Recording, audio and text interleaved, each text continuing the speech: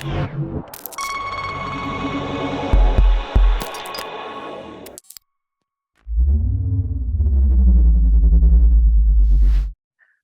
Stavros Potamitis. I teach a lot of the technical courses at Point Blank, from creative audio, sound design, music performance, Logic, Ableton, advanced production techniques. Well, there's lots more: creative audio, creative production and remix at many occasions, and production styles. So, like, yeah, all the technical courses usually. So we have done a lot of seminars lately, and I hope you have enjoyed them, for those of you that have attended the previous ones. And today we are going to talk a little bit about how to organize your samples and your sample packs. And I find some techniques you're going to say, maybe you don't know them, or maybe you don't, you're not doing them exactly, you know, in the way I'm going to show.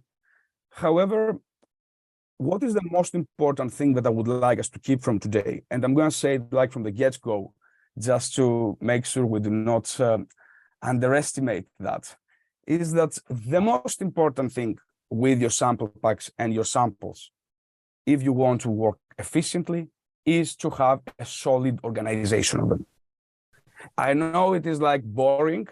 And in the end of this session, by the way, I have decided to share with all of you all the racks I have created for myself over the years. So I'm going to give you like organized, like my library of racks.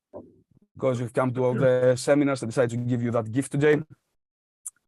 And I'm gonna put them like on the chats in the end where we save them.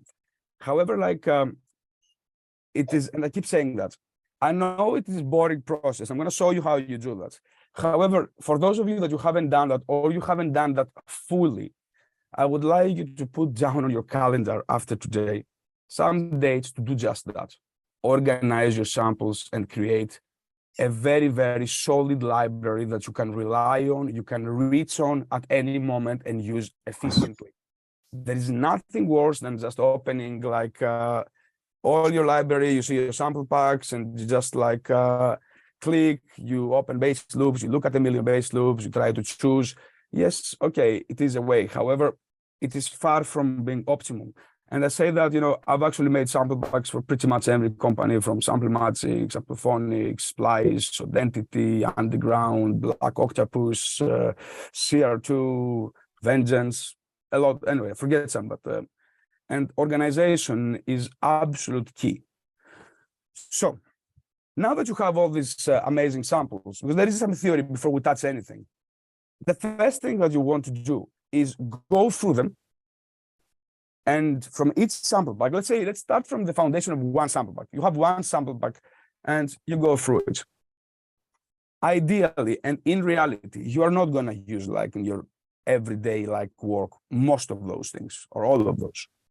So the first thing I would like you to do when you have one is to go through it and choose the ones, before even trying them, that appeal to you and you might actually use, and put them in a separate folder before you start doing that. So you actually have a starting point. Like, okay, these are the ones I like. And then from these, we're going to start building. Now, let's go and we will see like in both Logic and Ableton. Some tricks I'm going to show in Ableton are not doable in Logic. Some in Logic are not doable in Ableton. Let me open here so I have my notes of everything I will tell you today. Okay, the first thing, and let's go and say like you open and you want to create some packs, some like a library for some of your drum kits. So let's start with that. Drums. And we're going to use only one. Let's go with a clean session, everything fresh. What I'm going to do in Ableton, in Logic, we're going to see it in a different way.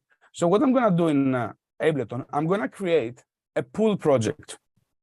A pool project that I will be using to drag stuff into my other sessions. So let's say I have like a pack and I'm going to work with retro racks as an example. I'm going to delete everything. I'm going to bring a drum rack in there. Now, on this one, there are a few different ways that you might want to organize drums. And today it's a good idea if you want to take notes, if you want to think about them, because I'm not going to be writing everything down. When I organize my drums, I organize them like in two different ways. One way is full drum kits that I can play like fully. The other one is actually families of things. For example, from one kit like a sample pack that I have created or I have purchased, it doesn't matter. I might choose to use some sounds that they fit together and make a kit. Ideally, I would like to make 2 or 3 kits per sample pack, but and potentially I would make some racks that I'm going to be using for other purposes. For example, a rack full of snares or full of toms that we can use for fills, we can use like for other purposes, and we might need a larger variety of samples in there. Parenthesis here. Another thing before you do any of that, please make sure you have all your samples in one place. If it's like external hard drives, if it's, I wouldn't suggest doing it inside your computer. And I'm sure most of you might have the issue of opening a project and it says samples are missing. It's a very common problem, and everyone that has actually been producing has had this problem. Anyone who says that they had, I have had it a million times. I think like everyone has been producing for more than a week, like exaggeration, but they have this problem. Please do a favor to yourself, find, I use the T7, I think like Michael is using the same, and I'm really, really pleased with these Samsung ones. They're not very expensive. They work really, really, really well. So I have all my samples always in one directory. So I know that even if I go to a client to work with a client, if I go somewhere else, anywhere I am, if I have this hard drive, I can plug it in, all my samples are there. I don't have any samples missing ever. And here is another extremely important thing. Always this hard drive needs to be backed up.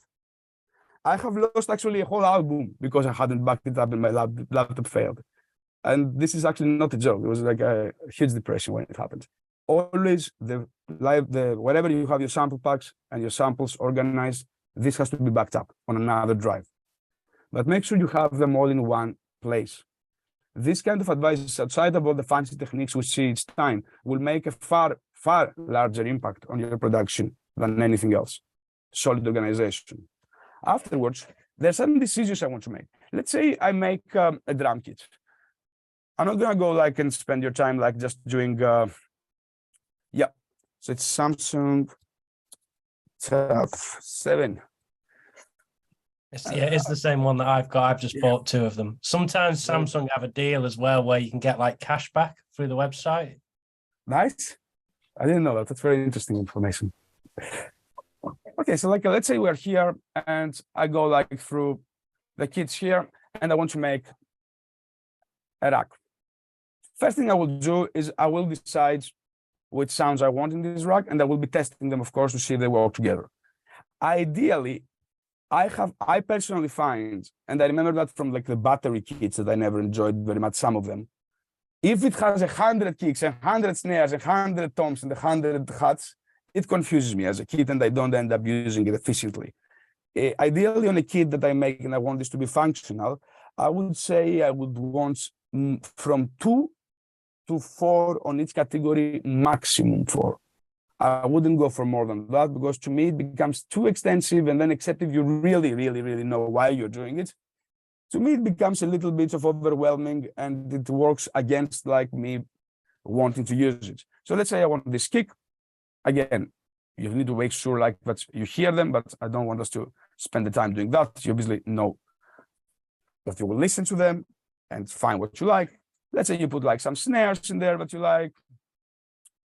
And also extremely important, if you end up like doing this, if you're going to use something like the push or the controller, it would be good to have like a functional drum kit here, so you can play it immediately on your push.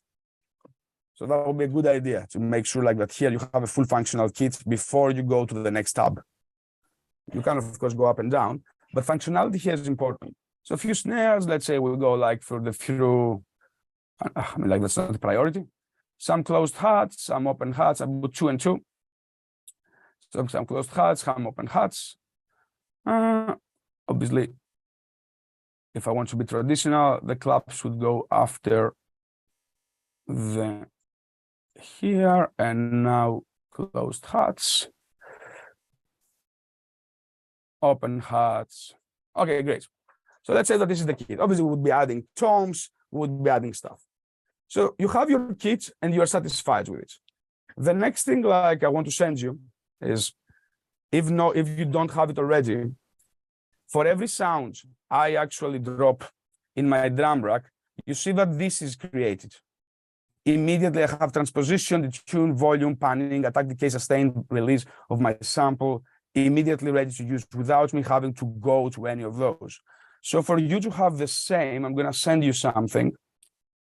This is saving so much of my time. So like defaults, I'm dropping samples on drum rack.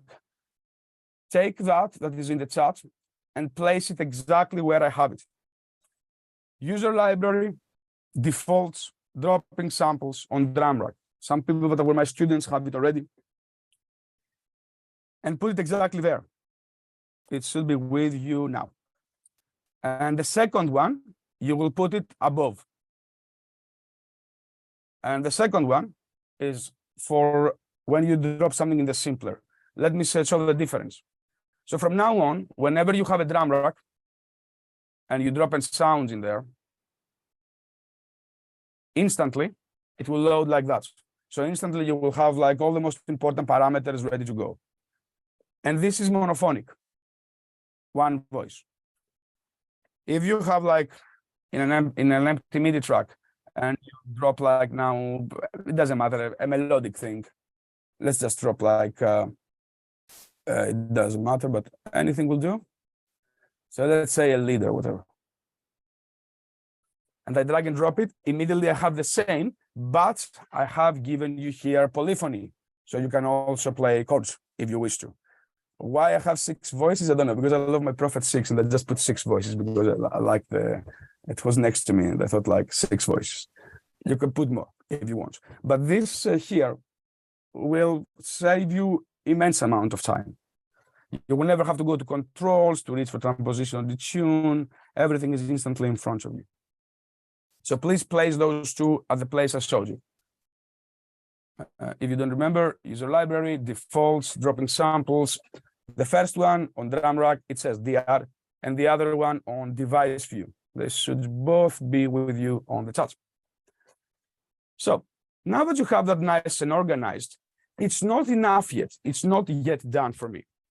So what I always want to do when I have this kind of kit is also give myself what I usually do from the get-go.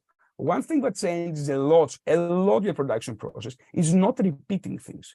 If you are doing, for example, if you are putting a drum bass on your drums 90% of the time, you might as well have it there every time, because you might end up using it again. If I end up like, having my equalizer as an example on a different setting as I have it now, and I always change it from the default setting it has, I might as well do the setting and save it as a default. So it always opens like that. You might underestimate those things, but these extra 1 clicks we press 1,000,000 times. They're not only taking a lot of our time, but they are also putting us a little bit out of the creative zone, because we do that again and again. It adds up. So make sure you organize, your things, and in terms of plugins. But we're not talking about that now. So when I have my drum racks now, and they're nice and organized here, and let's see if it sounds any good, because we did it without listening. But it's a safe bet with classic drum machines. Let's hope it's a safe bet, basically. Okay. See. So, okay, it is a safe bet.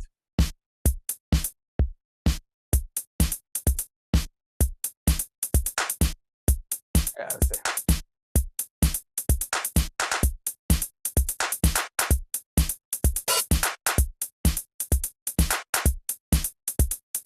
Okay, that's right. That sounds good.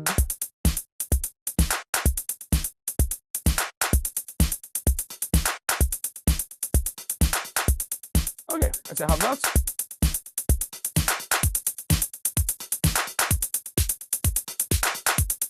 All right, actually sounds better than I thought. All right, you have that. What would I use on it? What would I usually have? So potentially, I might want to have like, if it's something I'm using, let's say I'm gonna use here a glue compressor. I'm gonna use like a drum bass. Drive. As an example, I might also have like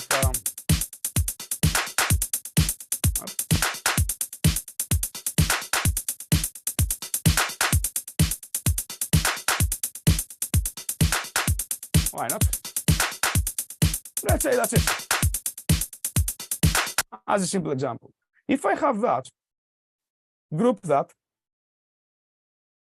and immediately make macros, for example, low end, and stay here. I want this to go from 0 or from -3 to 3. I want my highs to also be like on here and to be like from -3 to 4. I might want like my threshold of the compressor. I might also want why not, the crunch and the boom. Okay. And potentially, do we want the makeup gain? We could to drive that harder, or this would be the drive. You understand that the drive and the makeup, they do exactly the same thing in this gain staging path, right? Because practically the makeup is sending the out of the compressor. This is the input of the drum bass, same thing. So like, doesn't matter which one I do, I'm gonna do a drive. It sounds better. So when I have something like that,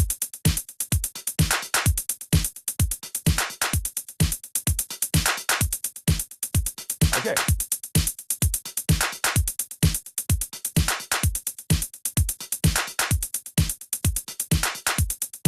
So instantly now,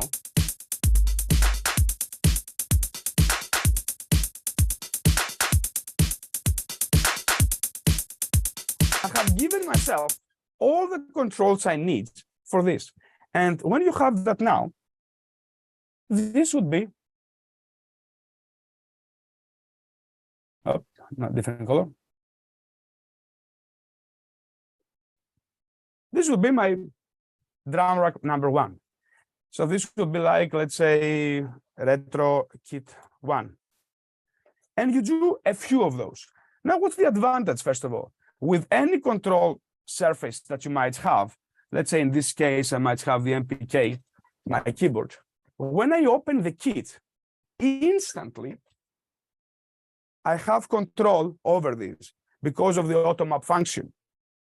So immediately, when I'm using the kit, I can reach without mapping anything. I can reach my controller and I have control over the kit. And you don't have to end up like adding the EQ again, adding anything again. So this is saved. This is one thing. Then there are 2 ways to organize them. So you save a few of those, obviously. And let's do 2 just for you to see the difference. So let's say this is 2. Obviously, it will be the same, but let's say it was different. There's no point remaking it. Now, one way to save it would be save live set as. And let's go like in music. Let's say drum kits pull. File, collect all and save. Obviously, put that on your external drive. Then you can go to your music and bring that in this area. This means now that if I open a new project and I want to use my drum kits, if I go in this area, if you open that, you will see all your kits. And when you're bringing them, we are also bringing them with all the potential patterns you have made. If you have made a few patterns that you usually like, you are bringing the whole channel with one click. As another form of organization, that's exactly what I have done, for example, for effects.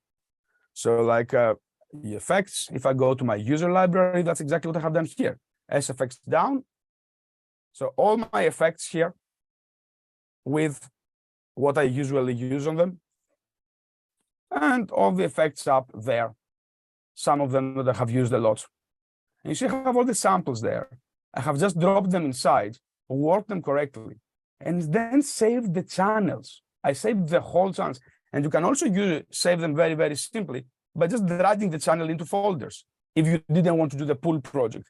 But I personally find that the pool project is much more convenient because practically, then you have, you open your pool project and everything is just there.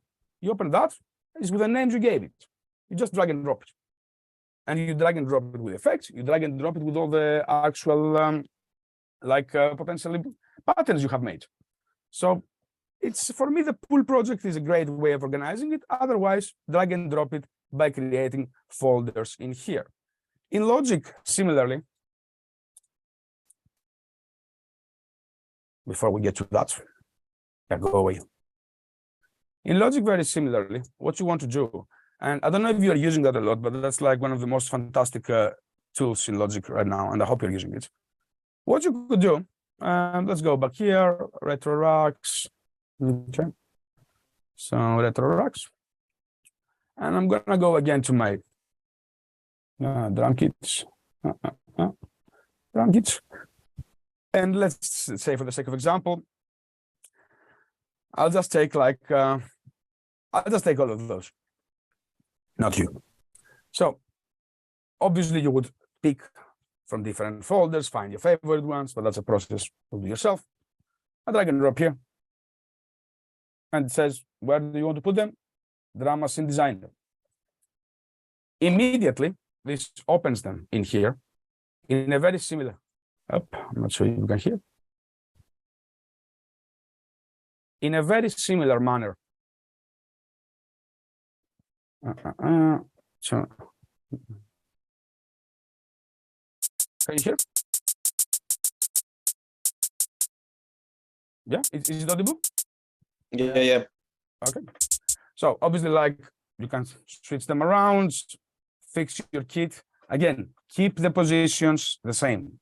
If you do kicks, snares, claps, closed hats, open hats, toms, percussion, which is traditional way of doing it, keep it always the same. It's much easier, if you're playing it on pads, if you're using it if you are exchanging these these kits when you have already a MIDI pattern, it's really important that you actually keep them the same. So if you change your kit to another kit, it will keep playing the correct samples.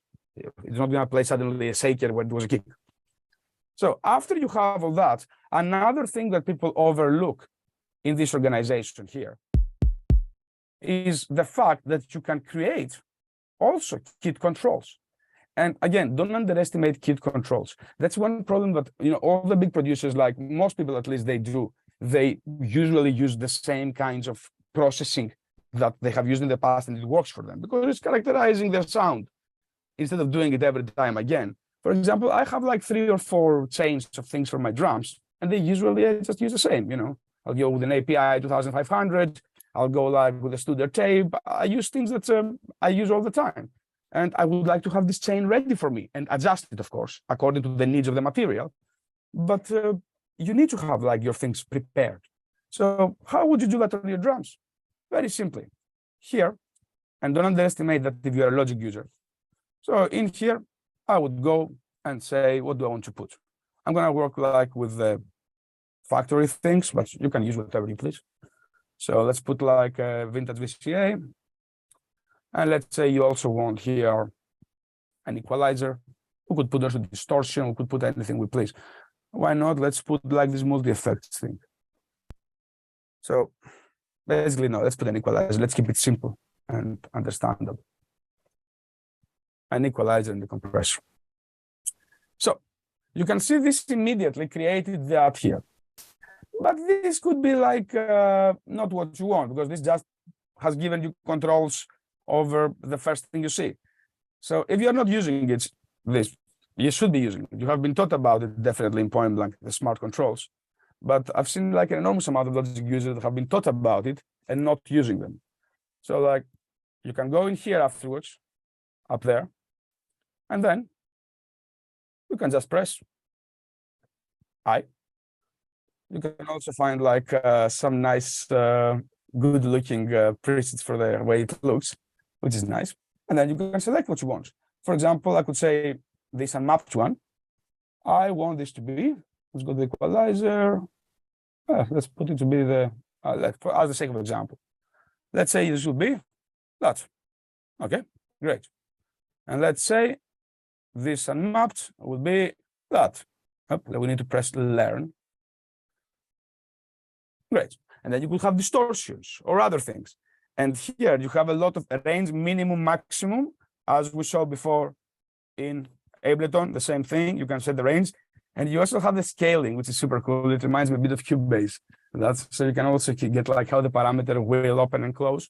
And then when you have your kit here and you start playing it, instantly, you can actually have control of those parameters without having actually to touch it, without having to open the compressors, you have having to open and reach for the things you use the most. Guys, you cannot imagine how much time this will save you if you start organizing your, all your racks there, smart controls here, and everything is ready to go. Then you just load it and you are focusing on writing music. You're not focusing on recreating what you have done 100 times. If you want to do a new effect, yes, by all means, but not for the same things that you use on a regular basis. This is so counterproductive. And then, of course, after you are done with it, you can open the library and save it. And here, you need to create your own folders because Logic is saving to a directory separate from the library with its own sounds. So this one, we're gonna go like to audio music app, audio music apps, patches. It does it automatically, but if you have, for some reason, changed and pressed something weird, it's gonna be to music, audio music apps, patches, instruments. Except if you have actually put it on an external hard drive. Even if you have basically the user library stays there. Then if you need to create folders, you can create folders in this area. And I'll put on drum kits. I'm gonna say test kit 2. And then when you want in the future, to use something, you can go here. Sorry, I forgot to put the instrument. Where are you? There you are. And then, by the way, when you load the empty drum machine designer, it will open and give you like option for single drums, which is a bit annoying. You need to press up here to show you like the whole kit. Just like a random observation that could be annoying. User patches, drum kits, test kit 2. Your drum kit is ready to go. So another thing for me, massively, massively important. Next thing, with single sounds now. With single sounds, it's very interesting because I've seen many people using them like in ways that are not extremely necessarily, practical. So the way I tend to use like single sounds from my own sample packs or other packs, either I will use them creatively and do something peculiar like what we saw like on all the previous classes, randomness, like put them through granular stuff, put them through the modular. But that's when I want to actually, mess around with them and do something completely out there, which we are going to discuss in a bit.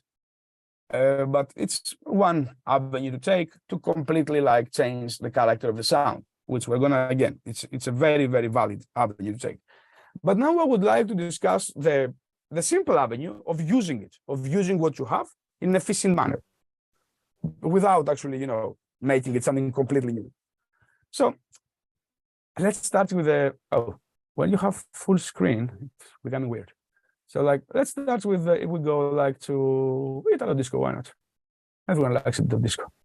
So if we go here and I go to bass, why not?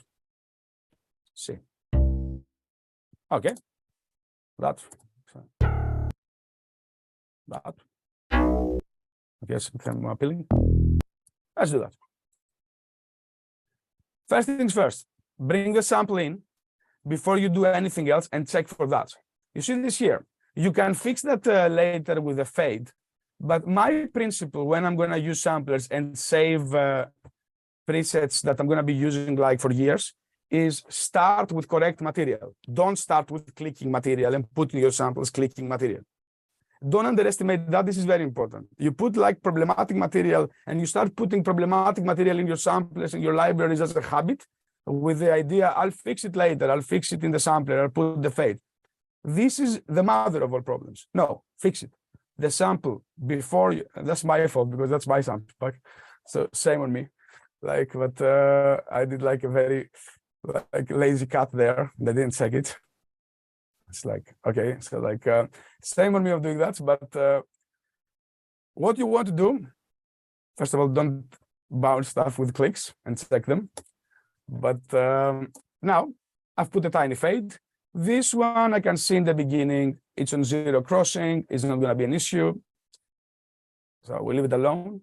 By the way, that's one massive advantage of Logic in terms of using samples, that Ableton is a pain. That if you do on Logic, and when you're using your sample packs and samples in general, fade in 1 or fade out 1, it's so small that is almost you can't even hear it. I can. When I have recorded lots of stuff and put them around as little effects and little sounds, and I'm not quite sure if I have cut them correctly and if it's on 0 crossings, I just select them all and just fade in 1, fade out 1 on all of them. And then it actually, you know, I know it's not going to click, at least if they stop in the end. It's so small that it's not going to bother anybody, or it's not going to even affect the transient in any way a human being can hear. On the other hand, though, and this is something to remember when you're working with Ableton, when you are in Ableton, if you bring anything of your samples, let's bring disco again. Let's bring that. There. Look at this. It does an automatic fade, and that's not a small fade. If I move that fade, you see how much this has actually affected the transient. It's mad. Like, so it takes the liberty to do some like incredibly big fades if you have allowed it to do like on the preferences. And you say like create fades on edge, on clip edges. Don't turn that off though, because this is also saving you from having clicks. But just bear in mind when you're going to be dropping your samples, that if you are not managing that, is this the same transient? That's like by no means the same transient. It's a very, very, very different transient. So yeah, Ableton takes quite a big liberty to make an automatic fade, which is quite huge for like just protective reasons. In Logic, fade 1 and fade out 1 on your samples, very, very safe. And again, since we're talking about samples, the one thing I fixed years back in my productions and my sound like got so much better is being very careful with my edits. No clicking sounds, the tails of things to be correct. Because sometimes when you hear the whole mix, you can be like, okay, I can get away with it. You know, it's not a big deal. No, all these things together, they add up. So the one thing we want to do in solo, obviously we don't want to mix mainly in solo, but the one thing you do want to do in solo is make sure your sounds do not have clicks. The sounds have correct tails. The tails are not too long or not too short or not abrupt in any way. These edits done correctly, they will change the production massively. And one thing I want to say, and I will keep saying, it doesn't matter if, like, obviously we have seen a million complex techniques. Next time we'll do like tuning techniques, and we're going to see a lot of complex techniques. One thing I want to say, and it's very important, is mastering the basics and doing the basic things correctly would guarantee like a far, far, far better outcome than just using all the fancy plugins and fancy techniques and not doing the basics correctly. So the basics are extremely important, and we tend to overlook them with all of those fancy techniques and fancy tools that are around us right now. So don't overlook. Now, I would do that. I would bounce it again. I would have a correct sample. I would bounce that in my library if I need to. So like now, this is the correct sample. Don't underestimate doing that, even if it sounds boring. And now I am prepared to use it in, I have two ways to use that. So one way to do it would be to use it in a simpler. It's the quick sampler here is a simpler. So if I say optimize from the quick sampler, this will also try to figure out the key automatically. Let's see if it will do it correctly. It says E. You see, it changed the root key to E on its own. So very good. So now this is gonna play the correct note. Whatever.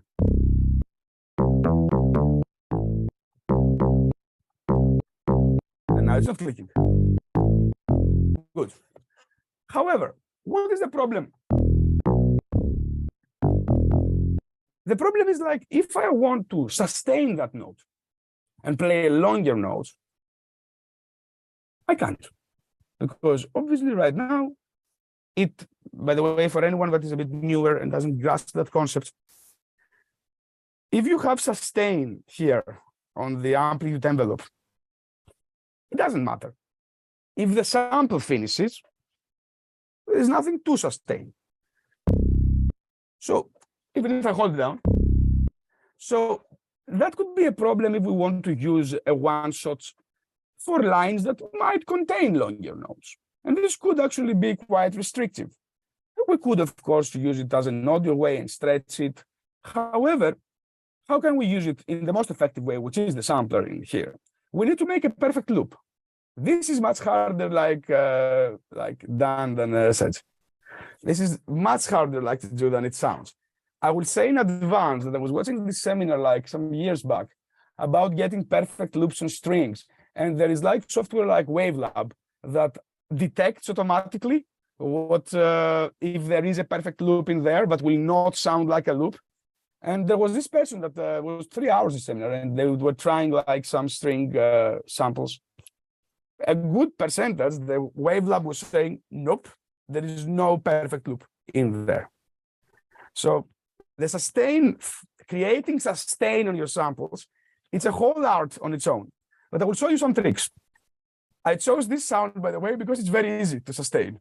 I just like always be honest with you, because it has a very, very, very simple like waveform, and this is very easy to sustain. So like now that I said that to you, let's do it. So like what we want to sustain these notes, and any note that has,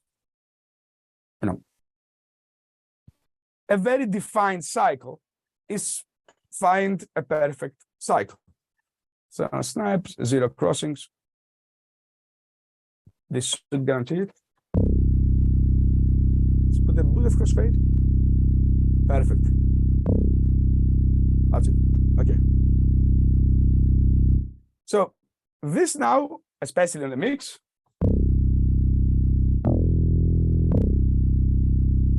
I mean, it's good enough for me, like, and this will sound fine.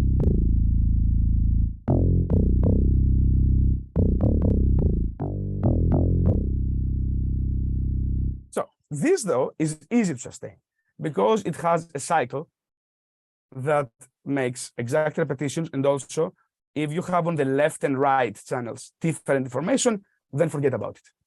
Because, of course, then it will sound like a loop. So I chose, this is not a mono sample, by the way, as you can see. It has a little bit of a difference in terms of volume, the left and the right, but it's kind of a perfect. There's a bit of an inconsistency here. It's, no, it's pretty perfect.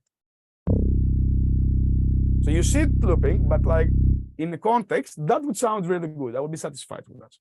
Now, what if we try to do another sound? And if you have something like this, that's the way I would start saving them. Because this is now a fully playable instrument. And start saving those. And these would be like, from these one-shots, fully playable instruments. And in Ableton, before we get to the pads, in a very similar manner, either the simpler or the sampler. They have some differences in terms of the looping, and the sampler is much more advanced in terms of the looping possibilities. So let me show you the differences. So synths.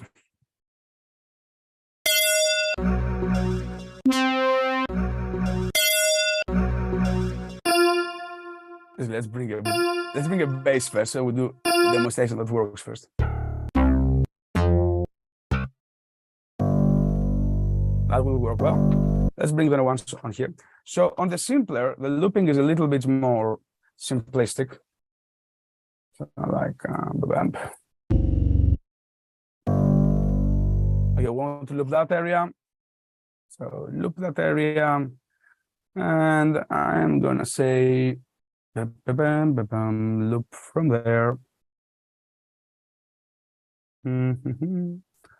from there. That's my problem with that is not precise. Okay. So to get in now and try to get it right. So loop length small.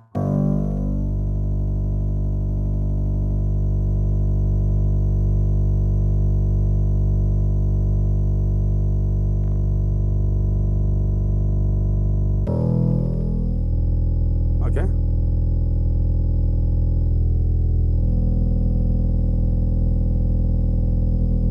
No. Ah.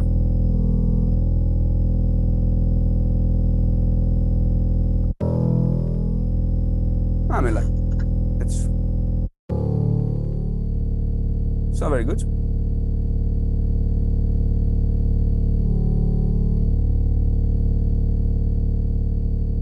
But that's a smaller lesson. So like this is a good example of a loop that is not doing it perfectly. Let's see if the sampler will give us more possibilities for that. So let's go to the, it is important to use like, you know, to be aware that not all of them are gonna be doing it. So let's try again, like with this one. We got here. And again, now I'm gonna say, loop it. This is much more. You see this one now, it allows me to have very, very, very precise beginning and end. And this to me is far more helpful for looping. Snap on 0 crossings. It does look relatively okay. Obviously, let me just fine tune here. That's the, so.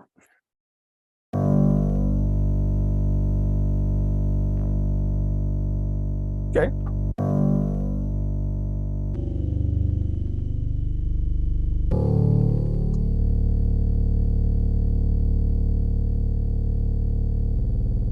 Not back and forth. I mean, oh, that's 2 cycles. No, potentially. There is some inconsistency here, as you can see. The problem is there, that this is not exactly correct. But as I said, like, oh, yeah, I mean, like, it will have to do.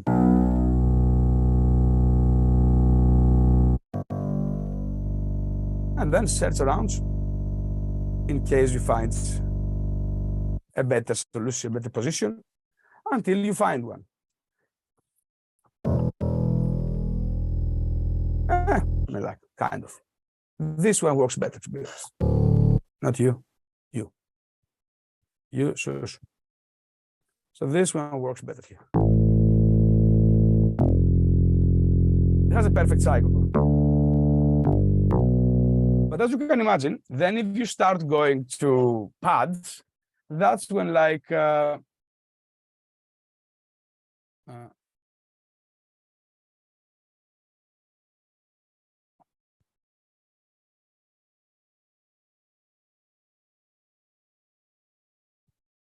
okay, so like I was reading the chat, sorry guys, that was a question. So this one now, if you were going to do a pad, that would be even harder. And let's delete that, do a new one. When you do pads, you need to find a compromise usually. And the compromise, let's do it simpler. Let's find the pad first of all. So bass shot, synth shots.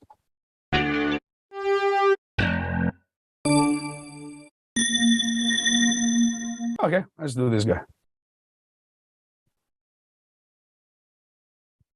Hey, come back. Optimized, good. So, okay, did I bring that before? Yes. So like this one's doing that.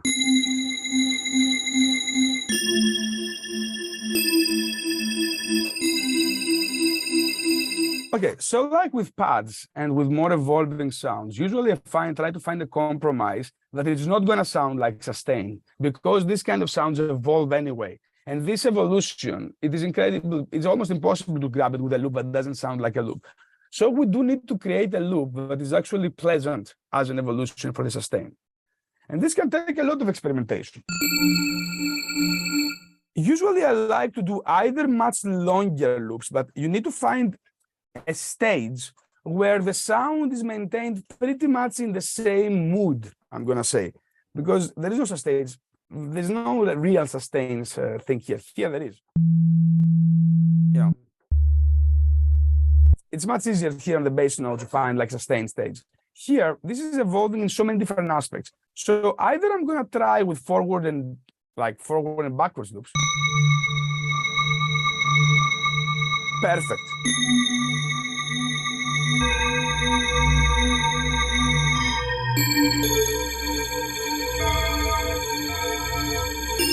Okay, all the notes.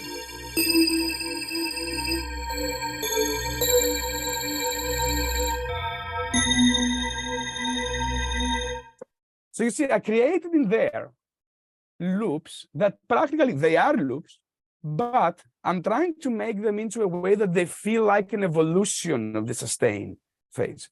And usually it helps a lot to try longer loops, not short ones. The short ones are going to feel horrible. So they will feel like an EDM drop, which you don't want that. Here we do want like, I lost my example. Anyway, we're around there. It was good before.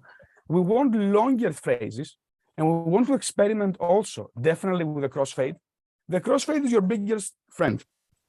First is getting like the beginning and the end of it, and the crossfade, and then you have to decide between if this is going to be looping forward, backwards, or alternates. As I said before, it's not a pleasant process trying to do these loops. And anyone that has done like sampling libraries, it's not. Each sound has its own like complex artifacts. And if we're trying to create a natural sustain phase, it's usually a pain. So obviously, if a sound doesn't like it, you're not going to do it. In the end, and you're going to leave it without sustain phase. And practically, you're going to play that sound without longer notes. So, or you're going to find another way to do it. Or a better way to do it sometimes is to try using the algorithms then.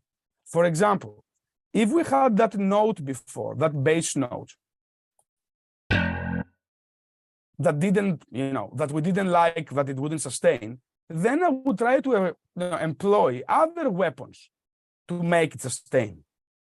By the way, guys, if you create those one-shots and the sounds that you want into these kind of patches and save them in your library, it might take you a month to do it.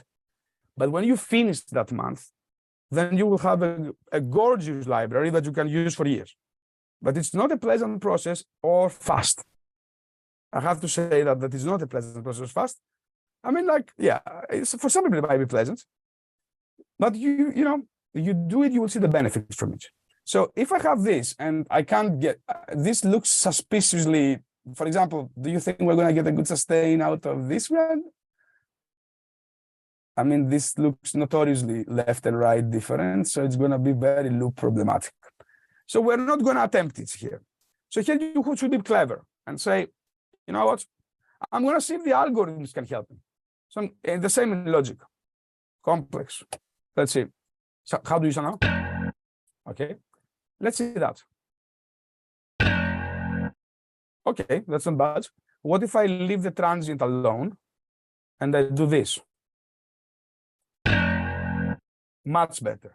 So a very, very typical trick I do like on those is cut my transients so it doesn't affect it on the algorithm and stretch the rest. Then I'm using and trusting the algorithm to do the job I couldn't do with looping. Because here we're using complex, not beats, which beats will be practically looping it, as we have seen in the lessons. So like here we're using the algorithm to see if it can help us. And it did help us. It gave us the possibility for a longer node. Then we can try our luck to see this. Now it starts being funny. So, no. Obviously, I'm not going to compromise a good sounding tone versus having longer notes in this case. So I'm going to see like how far I can take it, and I will leave it to that. So these two methods there for this. And another creative technique that I want to show you, that it's overlooked so much, but it's one of the most beautiful techniques, is the following. There's two techniques for samples. So the first one would be inside your samplers. I don't know if you have ever used that feature. It used to be one of my favorite tricks for like really interesting lines. So let's go, you go like to your mapping here, and I'm gonna drag two drum loops. So let's bring two drum loops. Drum loops.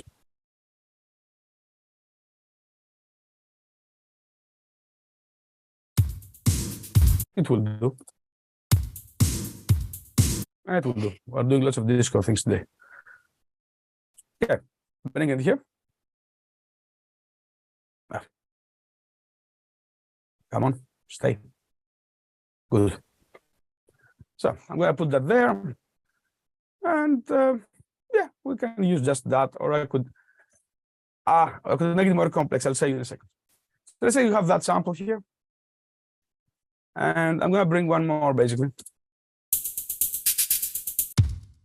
Basically, bring the same again. And we're going to treat it in two different ways. So.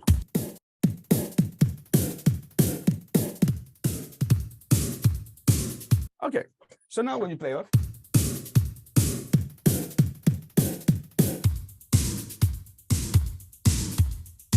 it goes down. Original key is here. Now, if I want to start combining between my loops in a very musical way, I can go to the synth side and go to details and change to mono legato. And look what happens now.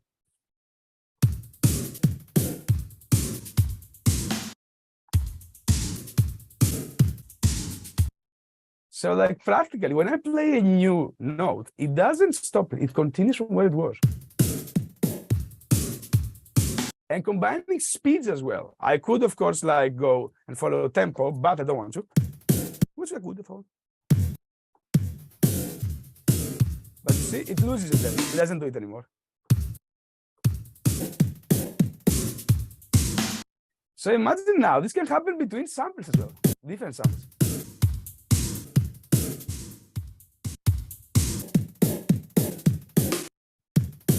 So now, let's see, if I loop it, I think it also stops doing it.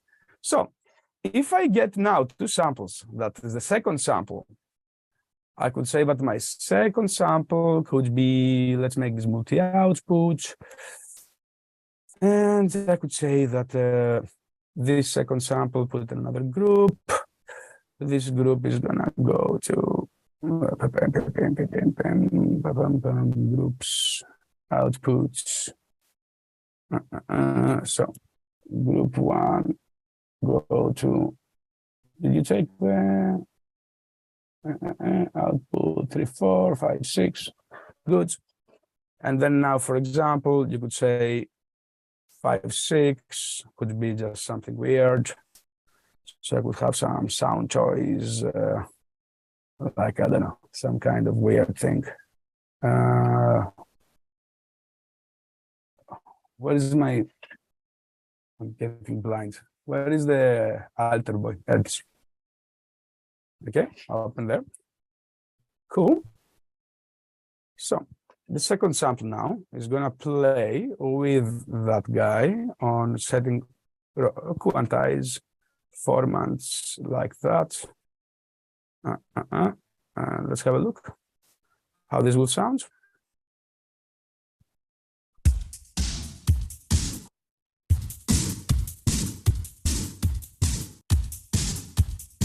Okay, I mean, like,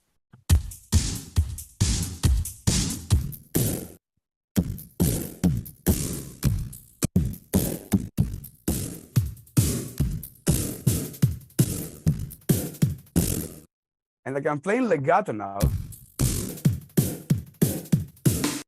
between affected and non-effective nodes and start combining them. So this can get us some like extremely interesting results. And you can do that also in Ableton. In the simpler, you can't do that in the sampler. So it's always like something you can do in the one, something you cannot do in the other. So if you go to the simpler now, and you bring a sample here, so we can bring like anything really. So let's bring again a drum kit, a drum. So why not drums? Bring that there. It's Logic. Shush.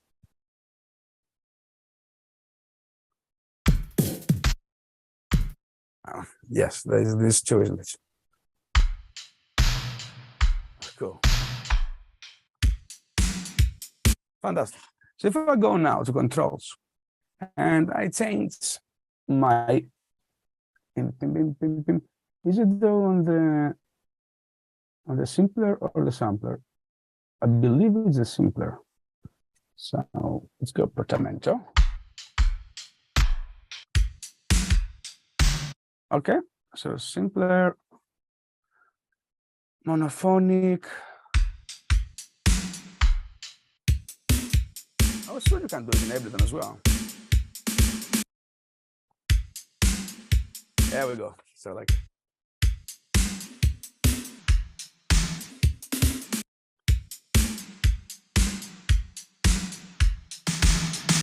And you can do all this drill kind of.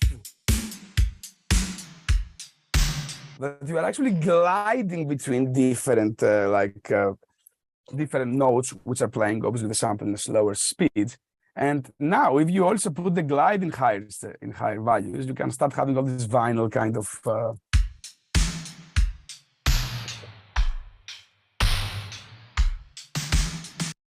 and if you loop that as well.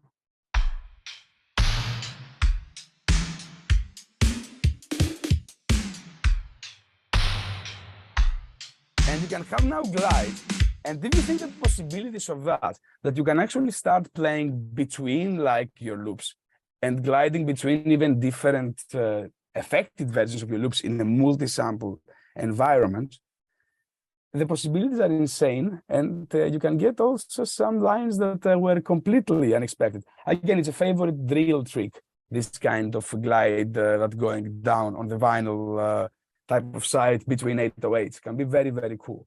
But the most important thing I want you to take out today is organize your samplers, either in simpler or like samplers. I don't have more time today to show you that, but if you need to, put them in a sample and layer them, if you feel like you can have like a few different ones. And organize and save them in your library with macros or smart controls in Logic. If you spend the time to do that, you will see an enormous change in your workflow. And now I know you're waiting for that. So as I promised you all,